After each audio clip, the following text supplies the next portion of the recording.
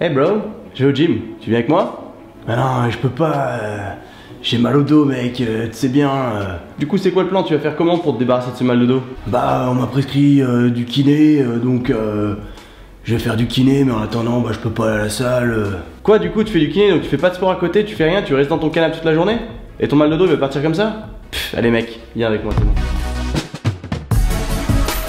What's up ladies and gentlemen and welcome pour cette nouvelle vidéo. Alors aujourd'hui, comme vous le savez déjà sûrement, je l'avais annoncé la semaine dernière, aujourd'hui on va traiter des maux de dos, des raisons principales, en tout cas d'après mon expérience que j'ai pu en voir par le passé par mes clients et compagnie, de qu'est-ce qui se passe quand on a mal au dos et que faire quand on a mal au dos. Et en tout cas, le repos pour quand on a un mal de dos, pour moi, c'est débile. C'est la raison principale pourquoi les maux de dos sont entretenus et pourquoi on te prescrit plus de séances de kiné et que tu fasses plus de chèques aussi derrière. Tu vois ce que je veux dire? Donc aujourd'hui, je vais te montrer comment je me suis débarrassé d'une de mes maux de dos à moi quand j'en ai eu à une période. Pourquoi j'ai eu ces maux de dos? Que faire pour les prévenir et ne pas en avoir? Donc ce que je vais te faire, c'est que je vais te filer une routine aujourd'hui. Il y a énormément d'exercices qui sont bons pour les maux de dos quand on a un problème à ce niveau-là. Surtout au niveau, je parle des lombaires, donc je parle bas du dos, c'est là que les maux de dos sont le plus fréquents. Mais je t'ai préparé une petite routine aujourd'hui qui est plutôt sympathique et facile à exécuter de plus et qui fait régulièrement 2-3 fois par semaine, où il y a même certains de ces exercices-là que je fais tous les jours. Et au final, j'ai jamais de maux de dos. Donc on va passer tout de suite en revue le pourquoi du comment, la plupart du temps, la cause principale des maux de dos. Alors aujourd'hui, comme tu peux le savoir, tous les jours, qu'est-ce qui se passe? Hein?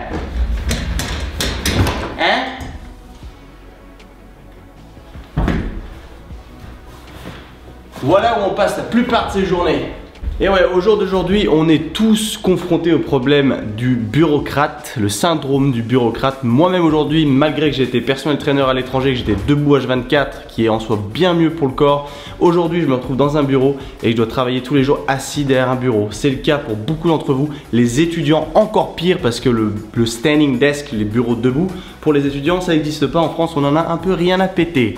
On attend juste que les problèmes arrivent pour se dire oh, il faudrait peut-être faire quelque chose. Donc le problème majeur à ce niveau-là, c'est qu'on a les fléchisseurs de hanches qui deviennent très tendus. Les fessiers s'étirent, j'en avais déjà parlé à ce niveau-là. Du coup, qu'est-ce que ça fait? Les fessiers deviennent très faibles. Donc de ce fait, quand on est debout, après être assis longtemps comme ça, les fessiers ont du mal à se contracter et ont du mal à supporter le poids du haut du corps. Donc on se tape des problèmes à la con comme ça. Donc ça arrive à partir des fessiers. Bon, pour rentrer plus en détail au niveau du boule, si tu sais pas encore trop comment c'est fait physiologiquement, juste là, je vais te mettre comment le boule est fait. Il est composé de 3 muscles en particulier. Le minimus, le maximus et le medius, gluteus medius. C'est celui-là dont on va parler aujourd'hui. Donc c'est celui qui est là pour la stabilité des hanches et c'est celui qui est le plus chiant entre guillemets. C'est celui qui se blesse le plus vite et c'est celui qui cause le plus de problèmes. Donc moi personnellement, je me suis blessé au bas du dos il y a quelques années sur du squat parce que je ne savais pas squatter à l'époque. Je faisais de la merde. Crois-moi, j'ai pas toujours été bon. Non mais en tout cas on est tous passés par là et mon but c'est justement de vous éviter de faire les mêmes conneries que moi j'ai pu faire par le passé. Et au final ce qui s'est passé c'est que j'étais en train de squatter tranquillement, je faisais des séries à 100. Alors déjà ma technique était pas terrible à l'époque je me souviens. Et il y a un moment où je me suis retrouvé en bas, en remontant, il s'est passé un truc et j'ai posé la barre et je ne pouvais plus bouger. Il a fallu que je m'allonge et pendant 1 à 2 semaines, je ne pouvais plus bouger. Jusqu'à ce qu'on me réfère à un spécialiste, justement, ce genre de spécialiste qui n'existe pas en France, qui s'appelle les ART spécialistes, Active Release Techniques. Ces mecs-là sont des magiciens, des vrais magiciens, parce que leur but à eux, c'est de jamais te revoir. Ce qui fait que tu payes une seule séance et après, généralement, 2-3 séances, c'est torché. C'est pas bon, je vous prescris 10 séances de kiné, si ça va pas, vous revenez me voir. Non, eux, leur but, c'est de pas te revoir, justement. Donc, ce mec-là m'a expliqué d'où venait le problème. En l'occurrence, mon gluteus medius droit avait des tensions monstres que j'avais jamais traitées et que j'avais jamais fait attention à ce niveau-là. Donc ce que ça a fait, mon bas, ça a tiré sur le bas du dos et ça m'a créé un déséquilibre énorme, ce qui m'a créé une blessure dans le bas du dos. Du coup, en fait, ce qu'il fallait faire, c'était simplement creuser dans le gluteus medius, aller chercher ce qu'on appelle les scar tissues, donc les nœuds, les tissus morts, les tissus endommagés, les toxines, etc. et se débarrasser de tout ça pour laisser le muscle respirer en soi. Parce que là, c'était une boule de nerf en fait hyper tendue, donc qui tirait sur tout ce qui se passait autour. Et ça, c'est un gros problème et c'est très très commun au jour d'aujourd'hui. C'est une des causes majeures dont j'ai pu témoigner au niveau des maux de dos. Et il y a énormément de gens qui ont des maux de dos. Je vois en l'occurrence même mon frangin qui a 24 ans qui me fait putain j'ai mal au dos. Et je dis bah mec, ça vient de ton cul. Et ouais, ça vient du cul. T'as beau aller voir les ostéos, les kinés, les machins, s'ils vont pas chercher dans les deep tissues, loin dans ce gluteus medius, donc c'est le fessier moyen, bah il se passera pas grand chose au final parce que la douleur elle va persister. Et voilà, et au final, tu auras perdu pas mal de temps, pas mal d'argent et tu auras gagné de la frustration. Donc voilà, nous, on va partir sur une routine qui va protéger ton dos. Je vais te mettre quelques petits exercices bien sympathiques. On va les regarder ensemble et je vais les commenter en même temps. Alors pour ce faire, tu n'as pas besoin de grand chose. Tu as besoin de la petite balle, la cross ball. Ça, si tu n'en as pas encore, mec, achète-en une tout de suite parce que c'est hyper important. Et ça coûte pas cher en plus et puis ça se transporte de partout. Donc même si tu vas au gym avec un petit sac. Alors le tout premier, on va s'en servir comme ceci et on va direct attaquer le problème à sa source. Même si tu n'as pas encore de maux de dos, il y a beaucoup de chances pour que tes fessiers moyens soient déjà tendus et qu'il y ait déjà de la tension. Si tu pratiques des squats, des deadlifts et des machins, ou si tu t'entraînes juste simplement, il y a de fortes chances qu'il y ait des tensions. Parce que s'entraîner c'est bien oui, mais ça crée quand même des tensions dans le corps. Des tensions qu'il faut manager, gérer tout au long de notre progression à la muscu. Parce qu'en fait, si jamais tu les laisses faire, ben un jour elles vont éclater en fait. Et c'est là qu'arrive la blessure. Ça veut dire qu'il faut faire de la prévention tout le temps. Donc le premier exo, tu te mets par terre, le cul. De toute façon, tu as le petit exercice qui apparaît à côté de moi ou par-dessus moi. Je sais pas encore, je verrai tout à l'heure. Et là, il va falloir targeter le fessier moyen. Alors, c'est des exos que tu peux faire avec un foam roller, c'est le rouleau de massage que j'aime beaucoup aussi, mais je vais pas en parler aujourd'hui parce que le foam roller, il va pas assez profondément. Il est bien pour faire un petit peu de... C'est comme si tu étalais une pâte à pizza, mais la balle, elle va vraiment loin dedans et elle permet de targeter des zones vachement plus petites. Alors, celui-là, tu t'assois, tu mets une jambe sur un genou et là, tu mets la balle exactement là où tu as mal en fait, ou là où enfin, tu cherches la tension sur le gluteus medius, donc qui est sur le côté, enfin à l'arrière mais en haut en fait des fessiers, c'est là où tu vas aller targeter. Donc tu t'assois dessus et là tu commences à rouler, tu cherches la douleur, mais la douleur elle va arriver tout de suite, t'inquiète pas. La douleur tu vas la trouver mon pote, t'inquiète pas, tu galéreras pas 5 minutes. Hein. Et dès que tu trouves un point qui est très sensible, eh ben, tu restes dessus et tu essaies de tenir. Et là, la technique, c'est d'être décontracté au maximum. Plus tu vas être crispé parce que ça va faire mal, mais moins tu vas pouvoir aller chercher profond en fait. Donc il faut que tu tranquillou, tu cherches la douleur, tu te focuses, tu focalises vraiment sur cette douleur et tu chill, mais tu vas chercher. Et là, tu fais ça pendant 30 secondes de chaque côté. Déjà, tu auras bien tabassé le truc. Parce que le truc, c'est qu'avant de s'entraîner, moi, il y a un truc, quels que soient les groupes musculaires que je fais, il y a un truc qui s'appelle l'activation fessier, dont on parlera peut-être uniquement dans une vidéo, mais je trouve pas qu'il y ait vraiment besoin d'en faire une vidéo complète à ce sujet-là. Mais l'activation fessier est très importante parce que si les fessiers sont pas activés, préactivés, du fait qu'on soit assis toute la journée, on a perdu ce réflexe en fait. Donc c'est pour ça qu'il faut refaire de la préactivation pour qu'il soit efficace pendant tes séances jambes et qui protège surtout ton dos. Et ça, c'est un gros problème parce que vu que ce réflexe on l'a plus, beaucoup de gens ne font pas l'activation fessier parce qu'ils ne savent pas ce que c'est. Et du coup, tu te retrouves avec des problèmes un peu plus tard. Les fessiers sont les plus gros muscles du corps, donc c'est important de les avoir avec toi quand tu veux t'entraîner, si tu vois ce que je veux dire, si tu veux exploiter la machine à fond. Le deuxième exo, mon pote, on l'appelle le Jefferson Curl. Alors ça, c'est un de mes exos préférés de mobilité au niveau du bas du dos. Il est monstrueux. Tu te mets sur une boîte, une box de CrossFit type, tu t'assois avec un kettlebell. Tu vas le plus bas possible en position de squat. Et là, l'avantage d'avoir un poids qui tire vers le bas, c'est que ça va permettre d'améliorer ta mobilité de squat, de tirer et de descendre plus bas que tu ne le pourrais normalement. Et à partir de là, il va falloir jouer sur la rotation pour booster la mobilité thoracique. Donc, ouvrir au maximum, aller chercher en haut si possible. Tu verras que plus tu vas le faire, plus tu arriveras à aller loin.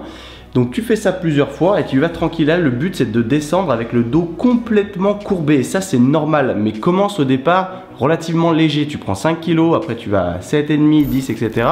Et ça, plus tu seras bon, plus ton dos sera résistant. Parce qu'au final, on nous dit que le dos courbé c'est mauvais. Ça dépend sur quoi. Sur les exos de deadlift, oui, c'est hyper mauvais mec, parce que c'est beaucoup plus lourd. Mais sur le Jefferson Curl qui sera plus léger, en termes de mobilité, c'est exceptionnel. Le mouvement de courbure de dos pour se baisser reste un mouvement naturel. Donc autant l'entraîner pour qu'il soit mieux et plus résistant, si tu vois ce que je veux dire. Donc tu fais ça plusieurs fois, à peu près 5-6 reps, Tu peux faire plusieurs séries, mais ça c'est un exo que je fais pas tout le temps parce qu'il demande pas mal d'énergie mine de rien et beaucoup de concentration. Donc je le fais pas à toutes les séances, mais je le fais au moins une fois par semaine. Le troisième que j'ai trouvé génial, donc dans cette routine au moins il n'y a pas beaucoup d'équipement, donc tu peux le faire relativement partout. Donc là en l'occurrence c'est un exercice full body weight. Tu t'assois en fait, tu viens pousser à l'arrière, tu viens ouvrir les épaules et à partir de là, tu lèves les fesses et tu vas chercher avec un côté. Donc tu crées cette rotation et ce gainage au niveau du tronc qui est hyper important et intéressant. Et à partir de cette position-là, tu vas aller chercher le gymnastic bridge, donc le pont en l'occurrence. Ça, c'est un exo on voit beaucoup de gamins le faire quand ils sont jeunes, surtout des nanas qui commencent la gymnastique très jeune. Chose que tout le monde devrait faire en vrai. C'est un de mes plus grands regrets de ne pas avoir fait de gymnastique. Et faire ce mouvement-là, honnêtement, au début, j'y arrivais pas. Et le fait de pratiquer, putain, je me suis rendu compte à quel point c'était magique. Ça augmente la flexibilité, donc souplesse, la force au niveau du tronc. Et du coup, plus tu le fais en fait, et plus tu deviens bon, et plus tu es à l'aise dans cette position. Alors au début, c'est hyper malaisant. Tu as mal au crâne, t'es pas bien, tu te demandes ce qui se passe, tu as mal aux épaules. Et le fait de le pratiquer, ça augmente la mobilité donc thoracique, ça augmente la mobilité des épaules. Mon pauvre, c'est un truc monstrueux. Donc essaye de le faire. D'ailleurs, dans mes programmes, je le mets souvent. C'est très bénéfique à ce niveau-là. Donc super cool exercice à faire. Tu tiens le plus longtemps possible en fait. Bon, au bout d'un moment, ça devient chiant. Mais je veux dire au moins 30 secondes, quelque chose comme ça. Et tu verras de le faire tous les jours. Tu seras plus flex au niveau des épaules et au niveau de ton dos. Ça sera plus résistant. Et ça, c'est vraiment exceptionnel. J'adore cet exercice. Alors après, on passe sur autre chose. Alors on va rester sur les bases. Il y a quelque chose de très simple, pas à exécuter, mais c'est un mouvement qui est simple, pas facile encore une fois, mais que je vois pas assez exécuter. C'est la planche sur le côté. Elle est géniale quand elle est faite bien. La planche tout court, j'en ai déjà fait une vidéo full, donc tu peux aller la checker. Je vais pas me répéter parce que radoter c'est bon, au bout d'un moment ça nous fait chier. La planche sur le côté, elle est hyper bénéfique pour le maintien, le contrôle de la position et la résistance du bas du dos. C'est vraiment superbe. Et ça, cet exo-là, si vous ne le faites pas, faites-le. Parce qu'il n'est pas si simple que ça et il y a des variations pour le rendre de plus en plus difficile. D'ailleurs, petit clin d'œil à vidéo exo de merde, je sais plus combien. Ceux qui font ça là. Oh putain, tous les jours j'en vois toujours autant le faire. Et ça c'est un exo de merde, arrêtez de le faire. Si vous le faites encore, allez checker la vidéo, je vais mettre le lien dans la description parce qu'il faut absolument que vous arrêtiez de le faire. Le remplacement de cet exercice là, c'est justement la planche sur le côté. Et il y a plein de variations qui rendent l'exercice très compliqué. Donc au final, vous n'arriverez jamais à court de variations. Il y a toujours un moyen de rendre l'exo plus difficile. Et ça, oh putain la perte de temps les gars, la perte de temps, my god. Donc faites-le et si vous êtes vraiment chaud, je vous donne une variation qui est plus compliquée que j'ai trouvé plutôt sympa aussi.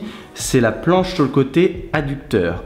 Donc tu mets une box de CrossFit encore une fois, tu montes une jambe dessus, la jambe supérieure et l'autre jambe en fait elle est dans les airs, elle bouge pas.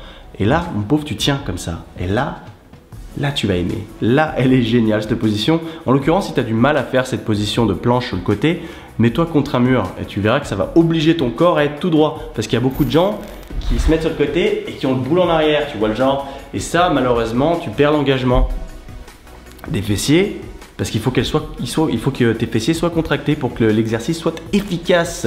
Ce qu'on va faire, c'est qu'on va passer un autre en revue. Ça fera 5 et ce sera suffisant parce qu'il y en a beaucoup.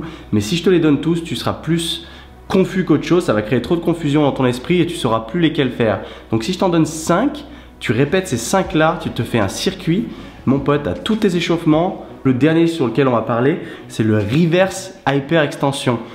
Et ça, tu n'as pas besoin de machine, tu as besoin d'une boîte de CrossFit encore une fois. Et tu verras que ça, c'est génial. Donc le but étant de maintenir la boîte, de se maintenir sur la boîte, laisser les jambes pendant ton dessous. Mais vu que tu es sur une boîte, en l'occurrence, si tu n'as pas assez de hauteur, bah, tu les plies. Mais ça, c'est pas très important. Le plus important, c'est de déplier à fond. Après de monter les jambes en arrière et de contracter les fesses au maximum. Tu as déjà dû voir cet exercice-là, mais à l'opposé en fait. Donc tu sais, celui où tu as les jambes calées, tu peux te mettre des poids et monter.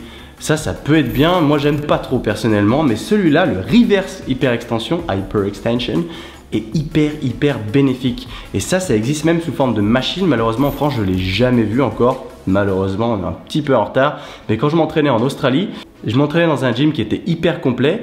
Ils avaient des machines en effet, mais des machines utiles, des machines que je n'ai jamais vues nulle part ailleurs en fait. Donc là-bas, ça ne me dérangeait pas d'utiliser certains types de machines. Ici, Personnellement en France, comme tu le sais, je suis un petit peu anti-machine, anti-social, mais les machines je les trouve pas utiles spécialement ici, c'est ça le problème, c'est que ça n'a pas été étudié pour.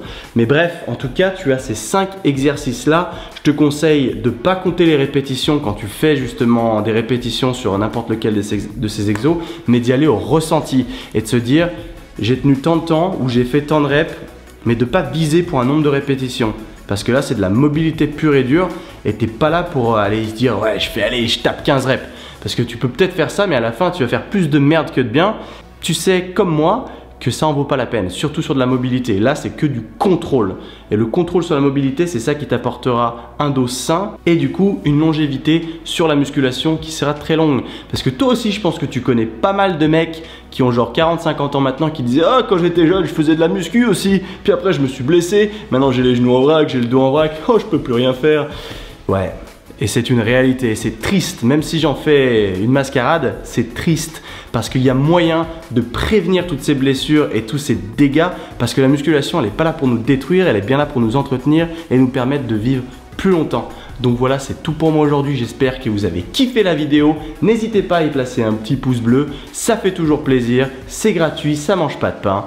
Je voulais vraiment mettre l'accent là-dessus parce que c'est trop important et je vois trop de gens qui souffrent de maux de dos et ça m'emmerde. J'ai envie de les aider ces gens-là parce que eux aussi, ils méritent d'aller s'entraîner et d'être en bonne santé et de pas que ça devienne une excuse parce que leur putain de kiné ou de médecin leur a dit que le repos c'était la solution. Les programmes sortent demain si je suis bon. Tout est bon, tout baigne, la plateforme est nickel, cette fois j'adore l'affichage, tout est bien. Les amis, je vous embrasse, on se voit à la semaine prochaine.